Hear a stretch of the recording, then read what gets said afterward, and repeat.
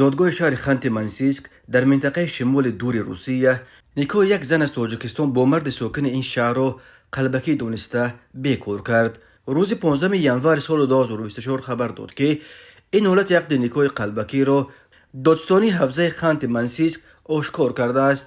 معین کرده شد که ماه سپتامبر سال 2021 شعبه زاکس شهرداری خانت منسیسک عقد نیکوی یک زن شهروند تاجیکستان با ساکن شهر خانت منسیسک شهروند روسیه را ثبت کرده است. در پی عقد نیکو زن خارجی حق اقامت موقتی در قلمرو روسیه را به دست آورده است، اما از زمان ثبت نیکوشان این زن و شوهر همراه زندگی نمی کردند، خواجگی عمومی را پیش نمی بردند و یگان مال و ملک عمومی نداشتند.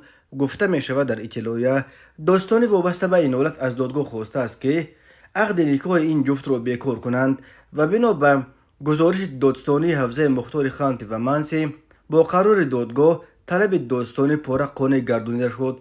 عقد نیکو بیکار کرده شد. خود این زن تاجیک که نیکوش را بیکار کردند برای شرح قضیه دسترس نیست. این یگانه مورد به عقد نیکوی قلبکی عیبدار شدن زادگان تاجیکستان در روسیه نیست. مهاجران زیاد در روسیه به خاطر برای آسانتر به دست آوردن حق اقامت و در آینده به دست آوردن شهروندی روسیه از نیکو با ساکنان روسیه از جمله از نیکوهای قلبکی استفاده میبرند. در این اواخر دادگاه‌های روسیه ده نیکوهای شهروندان روسیه با مهاجران خارجی را قلبکی دانسته بیکار کردند. هر سال بنا به حساب‌ها تا 500 نفر و سالانه 10,000 نفر از زادگان تاجیکستان شهروندی روسیه را به دست می‌آورند.